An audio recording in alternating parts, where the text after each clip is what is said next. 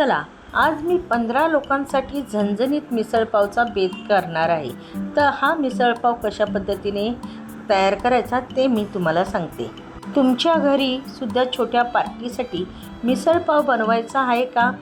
पण त्यासाठी किती साहित्य घ्यावे लागेल, कसं प्लॅन करावं लागेल हे कळत नाही आहे. तर मग आज मी तुम्हाला अगदी सोप्या पद्धतीने 15 लोकांसाठी परफेक्ट मिसळपावाचा बेत कसा करायचा हे दाखवणार आहे. नमस्कार, मी कविता आणि आपल्या फूडी कॉर्नर चॅनलवर तुमच्या सर्वांचं खूप खूप स्वागत आहे. आज आपण बनवणार आहोत झणझणीत, टेस्टी आणि सगळ्यांना आवडणारा असा मिसळपाव, तोही अगदी परफेक्ट प्लॅनिंगसह. तर चला पटकन किचनकडे जाऊया आणि आपण बनवूया झणझणीत असा टेस्टी मिसळपावचा बेत. चला, आता 15 लोकांसाठी मिसळपावचा बेत करायचा, तर त्याच्यासाठी आपल्याला मोड आलेली भिजवलेली 750 ग्राम तरी मटकी आपल्याला हवी आहे. मटकीला आपल्याला चांगली 8 ते 10 तास भिजत ठेवायची आहे. त्याच्यानंतर दुसऱ्या दिवशी तिला कपड्यामध्ये बांधून व्यवस्थित 1 दिवसासाठी मोड आणण्यासाठी ठेवून टाकायची आहे. 1 दिवस तुम्ही तिला द्याल तर चांगले लांब सडक असे मोड तयार होतील आणि ही मोड आलेली मटकीच मिसळीसाठी खूपच उत्तम असते आणि चवीला भारी असते. आता आपण मटकी शिजत ठेवणार आहोत. तर शिजवताना त्यामध्ये हळद, मीठ आणि थोडासा हिंग टाकलेला आहे आणि शिजण्यापुरतं पाणी टाकून तिच्या 3 शिट्या काढून घेणार आहोत. घरी पाहुणे येणार असतील तर खूपच लगबग सुरू असते. आमचीसुद्धा सकाळपासूनची जय्यत तयारी सुरू झालेली होती. मटकी शिजते तोपर्यंत आपण मसाला तयार करून घेऊया. तर पॅनमध्ये थोडं तेल टाकलेलं आहे आणि 5 ते 6 कांदे उभे चिरून घ्यायचे. त्यांना व्यवस्थित असं परतून घ्यायचं. कांदा थोडासा भाजत आला की त्यामध्ये आपण खडे मसाले टाकणार आहोत. खडे मसाल्यामध्ये 10 ते 12 मिरीचे दाणे, 10 ते 12 लवंगा, दालचिनीचे तुकडे, तेजपत्ता, 2 मोठ्या मसाला वेलची, 2 चक्री फूल आणि जावित्री, हे सगळे खडे मसाले आपण कांद्यासोबतच व्यवस्थित असे भाजून घेणार आहोत. त्याचबरोबर आपण 10 ते 12 लाल सुक्या मिरच्यांचा वापर केलेला आहे. मूठभर लसूण आणि आलं हे दोन्ही आपण ह्यामध्ये घालून घेतलेलं आहे. आला लसणाला कंजूशी करू नका अजिबात. आता त्याचबरोबर आपण 4 हिरव्या मिरच्या ह्यामध्ये घातलेल्या आहेत. आता हे सगळे पदार्थ आपल्याला व्यवस्थित कांद्यासोबतच भाजून घ्यायचे. कांदा आधी अर्धा भाजून घ्या आणि त्याच्यानंतर हे सगळे पदार्थ टाकून घ्या. जर तुम्हाला वेळेची बचत करायची असेल तर आदल्या दिवशी हा मसाला तुम्ही तयार करून ठेवू शकता फ्रीजमध्ये. आता आपण ह्याचबरोबर ह्याच्यामध्ये टाकणार आहोत खसखस आणि सफेद तीळ, हे सुद्धा आपल्याला व्यवस्थित भाजायचे. त्याचबरोबर अर्धी वाटी सुकं खोबरं घेतलेलं आहे आणि ते सुद्धा आपल्याला ह्या मसाल्यासोबतच भाजून घ्यायचं आहे. सगळा मसाला आपल्याला व्यवस्थित असा भाजून घ्यायचा आहे. खरी मिसळीची चव कशात असेल तर ह्या मसाल्यामध्ये असेल. मसाला जितका तुम्ही चांगला भाजाल ना तितकी मिसळ तुमची 1 नंबर बनेल. सगळ्यात बेस्ट बनेल. यामध्ये जो आपण मिरचीचा वापर केलेला आहे ते तिखटाचं प्रमाण हे तुम्ही तुमच्या आवडीनुसार कमी जास्त करू शकता. आता हा सगळा पदार्थ आपल्याला व्यवस्थित भाजून घ्यायचा आहे. आता आपण ह्यामध्ये 5 टमाटर घेतलेले आहेत. जे मीडियम साईजचे टमाटर आहेत ते घालून घेतलेले आहेत आणि पॅन थोडासा छोटा पडतोय म्हणून मी आता हे सगळे मसाले कढईमध्ये ट्रान्सफर करते आणि त्यांना व्यवस्थित असं भाजून घेते. म्हणजे सगळे पदार्थ व्यवस्थित असे भाजून निघतील. मसाला जितका चांगला भाजाल ना तितकी मिसळ तुमची 1 नंबर बनेल. ही महत्त्वाची टीप लक्षात ठेवा. पहिली टीप आहे जी तुम्हाला मटकीला मोड आणायचे आहेत आणि दुसरी टीप म्हणजे मसाला तुम्हाला अगदी व्यवस्थित भाजून घ्यायचा आहे. खरपूस असा मसाला व्यवस्थित भाजून घ्या. मसाला आपला व्यवस्थित भाजलेला आहे. आता गॅस बंद करून टाकू आणि हा मसाला पूर्णपणे थंड होऊ देऊ. थंड झाल्यानंतर ह्याला आपण थोडंसं पाणी घालून वाटून घेणार आहोत मिक्सरला. चला, मसाला आपला थंड होतोय तोपर्यंत आपण बटाट्याची पिवळी भाजी तयार करून घेऊया. तर कढईमध्ये तेल घातलेलं आहे. त्यामध्ये थोडेसे राई आणि जिरे घालून तडतडले की त्यामध्ये कढीपत्त्याची पानं घालून घेतलेली आहे. त्याचबरोबर हिरव्या मिरचीचे तुकडे घालून घेतलेले आहेत आणि आता आपण ह्यामध्ये 1 कांदा चिरून टाकलेला आहे.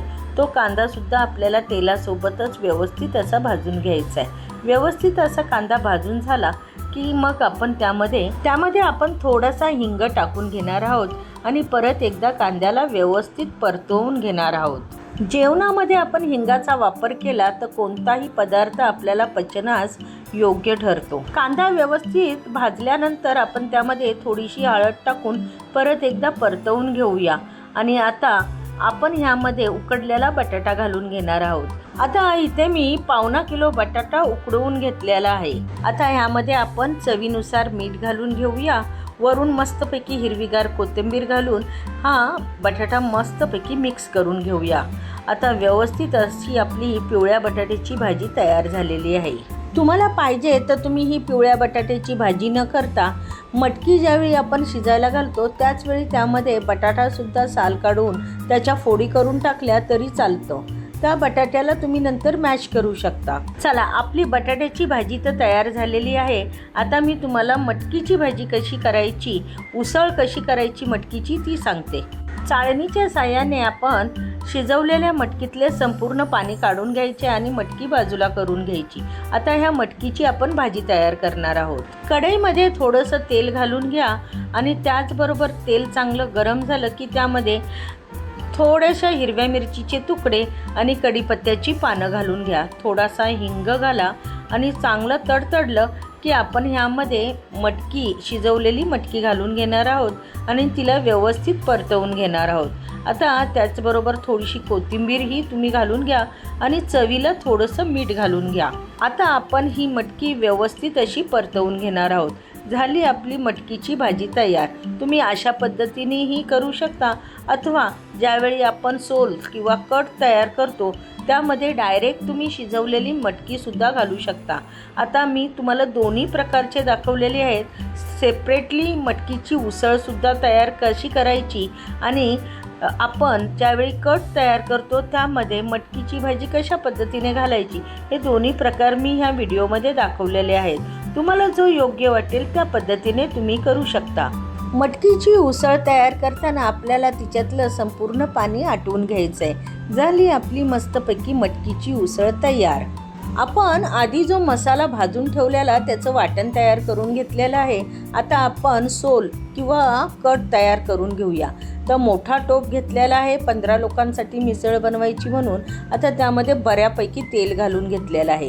आता हे तेल गरम झालं की त्यामध्ये आपण जो वाटलेला मसाला आहे तो मसाला घालून त्याला व्यवस्थित असं परतवून घ्यायचं. वाटणाचा मसाला थोडासा परतत आला की आता आपण त्यामध्ये अर्धा चम्मच हळद टाकून घेतलेली आहे. 1 चम्मच भरून लाल तिखट टाकून घेतलेला आहे. 1 चम्मच जिरा पावडर आणि 1.5 चम्मच भरून धना पावडर घालून घेतलेली आहे. त्याचबरोबर आपण आता ह्यामध्ये 2 चम्मच भरून काश्मीरी लाल मिरची पावडर घालणार आहोत, जेणेकरून आपल्या तर्रीला मस्त कलर येणार आहे. आता 1 चम्मच भरून गोडा मसाला घातलेला आहे आणि 1 चम्मच भरून मिसळ मसाला घालून घेतलेला आहे. हे सर्व मसाले आपल्याला तेलामध्ये व्यवस्थित असे परतवून घ्यायचे. अगदी त्याला तेल सुटेपर्यंत आपल्याला हे सगळे मसाले परतवून घ्यायचे. ह्यामध्ये जे मसाल्याचं प्रमाण आहे ते तुम्ही तुमच्या आवडीनुसार कमी जास्त करू शकता, पण मसाला व्यवस्थित असा भाजला गेला पाहिजे, तरच तुमच्या तर्रीला मस्त तवंग येईल आणि कलर 1 नंबर येईल. तर मसाला व्यवस्थित भाजून घ्या. तुम्हाला माहिती आहे आपण वाटणाचा मसालासुद्धा खूप चांगल्या रीतीने भाजून घेतलेला आणि आता हे मसालेसुद्धा आपल्याला व्यवस्थित असे भाजून मसाले भाजताना जर खाली चिटकायला लागले की त्यामध्ये अगदी थोडंसं पाणी घालून परत एकदा भाजायला सुरुवात करा. अगदी तेल सुटेपर्यंत आपल्याला मसाले चांगले भाजायचे.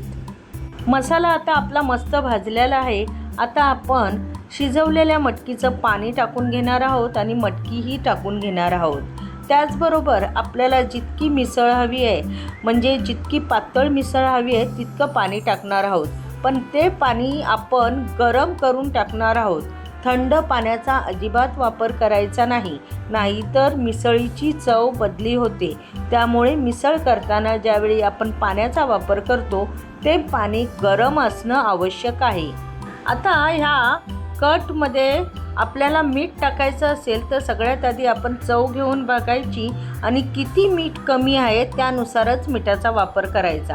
त्याच्यानंतर हिरवीगार कोथिंबीर बारीक चिरून त्यामध्ये टाकायची.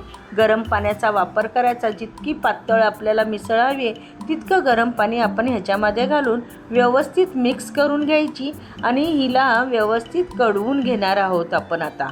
अजून आपली मिसळ कडलीसुद्धा नाही तरच तिला तवंग आणि कलर बघा किती सुंदर आलेला आहे. आता तिखटाची चव बॅलन्स करण्यासाठी इथे मी 2 छोटे खडे गुळाचे टाकून घेते. मस्त चव येते. गूळ टाकून बघा मस्त लागेल. आता ह्या मिसळीला आपल्याला व्यवस्थित अशी कढवून घ्यायची आहे. जसजशी ती कडत राहणार ना तसतसा तवंग आणि कलर 1 नंबर सुटत राहणार आहे. कारण की आपण मसाले इतके चांगल्या पद्धतीने भाजून घेतलेले आहेत म्हणून. बघा आत्ताच तवंग यायला सुरुवात झालेली आहे. झालं आपली मस्तपैकी मिसळ तयार. एन्जॉय करा आणि तुम्हीसुद्धा ही रेसिपी तुमच्या किचनमध्ये बनवायला अजिबात विसरू नका. आणि माझ्या व्हिडिओला लाईक करा, शेअर करा आणि आपल्या चॅनलला सबस्क्राईब करायला मात्र अजिबात विसरू नका. नक्कीच कमेंट करून सांगा तुम्हाला ही माझी रेसिपी कशी वाटली. ती आवडली तर नक्की लाईक करा.